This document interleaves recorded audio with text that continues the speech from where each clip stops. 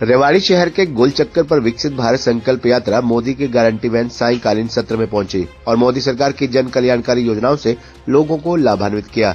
कार्यक्रम की मुख्य अतिथि भाजपा की प्रदेश प्रवक्ता वंदना पोपली ने लोगों को सरकार की योजनाओं के बारे में बताया। बड़ी संख्या में लोग सरकारी सेवाओं का लाभ लेने के लिए पहुंचे।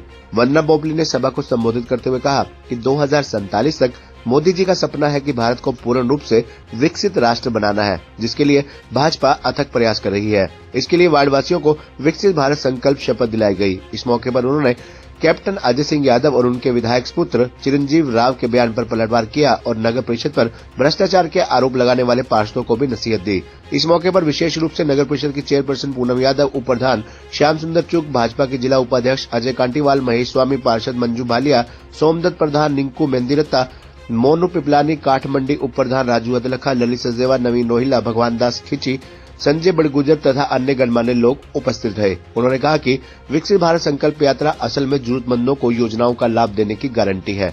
उन्होंने कार्यक्रम में कहा कि देश में प्रदेश सरकार की विभिन्न जन कल्याणकारी योजनाओं को समाज के नागरिकों तक पहुंचाने के लिए, उसके प्रति लोगों को जागरूक करने के लिए ये यात्रा निकाली जा रही है।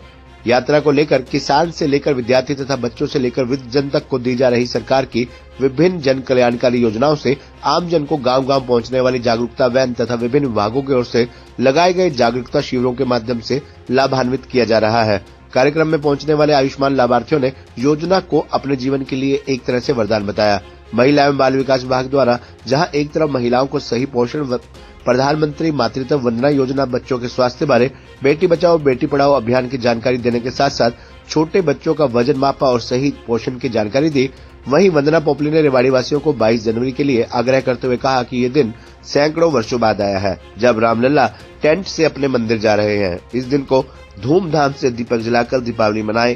और उन्होंने इस बीच उपस्थित जनसमूह ने जय श्री राम के उद्घोष के साथ अपनी मोहर लगाई। आज विकसित भारत संकल्प यात्रा गोल चक्कर में आए हुए और 3 वार्ड के जो लोग हैं यहाँ पर आए हुए थे, वार्ड नंबर 8, 9, 10 के लोग, और यहाँ पर इनकी जो भी समस्याएं हैं वो हम भी सुन रहे हैं। यहाँ पे सभी अधिकारी भी बैठे हैं और जो भी इनकी समस्या है उनका तुरंत समाधान किया जा रहा है। हमने उज्ज्वला योजना के कनेक्शन है वो भी डिस्ट्रीब्यूट किए हैं। इसके अलावा मेरी बेटी मेरे अभिमान का जो उनको बॉन्ड राशि है वो भी दी गई है। तो यहाँ पे जितने भी लोग हैं वो अपनी समस्याओं को लेकर आए हैं।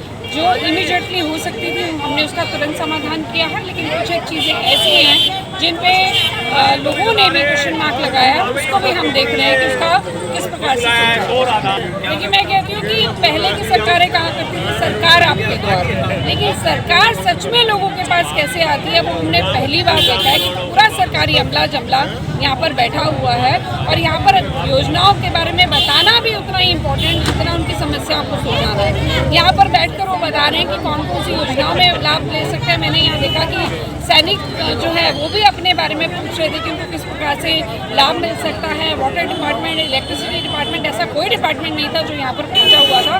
तो दोनों चीज़ें हैं, समस्याओं को भी सुलझाना और दूसरा अवेयरनेस भी देना, जागरूकता भी करना और लोगों को इसका बेनिफिट देना। अगर कैप्टन अजय यादव की बात करें तो अनपढ़ तो है नहीं, आरटीआई लगा लें, कोई सबूत है तो दिखा दें। और मैं ये भी कहना चाहूँगी कि यही कैप्टन अजय यादव हैं जब ये कहा करते थे भूपेंद्र सिंह हुड्डा के पास पैसे थे इसलिए वो मुख्यमंत्री बन गए और मैं मुख्यमंत्री नहीं बन पाया। तो सबूत दिखाने का इतना शौक था तो उस समय भी सबूत दिखा देते। और मैं तो अभी फिर से चैलेंज करती हूँ इनको कि वो सबूत दिखाएं कि ऐसे कौन से भ्रष्टाचार हो रहे हैं। अपने समय को ये भूल गए कि किस प्रकार से जो नगर परिषद है रोज वहाँ पर इतने घोटाले दिखाई देते थे। मैं फिर से कहना चाहती हूँ, यहाँ पे पूनम जी खड़ी हैं, अगर कहीं पर कोई व्यक्ति ऐसा है जो इन्वॉल्व है भ्रष्टाचार के अंदर, उसको हम पकड़ने का काम करेंगे। हम ये नहीं देखते कौन सी पार्टी का है। कहीं ना कहीं वो अब यहाँ पर कोशिश कर रहे हैं कि बैठे बैठाए कुछ काम है नहीं, लोग हमारे साथ है नहीं, इलेक्शन आ रहे हैं तो किसी तरह से इस मुद्दे को उछाल दिया जाए। तो बैठे बैठे हवा बनाने की कोशिश कर रहे हैं। हफ्ते 15 दिन में गुड़गांव से आकर यहाँ पर प्रेस कॉन्फ्रेंस करना, मुझे लगता है रेवाड़ी के लोग बेवकूफ़ नहीं है, वो सब समझते हैं। कहीं ना कहीं भ्रष्टाचार नहीं है नगर परिषद में।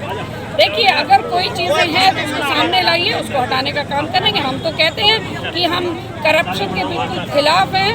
हम क्लीन सरकार यहाँ पर चला रहे हैं। जिस प्रकार से हमारे मुख्यमंत्री जी हैं वो तो सीधा बोलते हैं आप सामने लेकर आइए, हम एक्शन लेंगे। लेकिन हवा में इस तरह के आरोप लगाना, आरटीआई लगाएं, सामने लेकर आए सबूत। मैं तो कैप्टन अजय यादव से कहती हूँ और मैं तो ये भी कहना चाहती हूँ कि कहीं ना कहीं लोकसभा के इलेक्शन के लिए पिछली बार उन्होंने लड़ा था, इस बार भी तैयारी कर रहे हैं। भूल गए कि किस प्रकार से परिषद में वो तीसरे नंबर पर आए थे, अपनी पुत्रवधू को नहीं जिता पाए। मैं तो कह रही हूँ खुद आ जाएं, खुद ट्राई कर लें, पता चल जाएगा क्या स्टेटस है। आप पार्टी छोड़ खबरनामा हरियाणा के लिए रेवाड़ी से राजेश शर्मा की रिपोर्ट।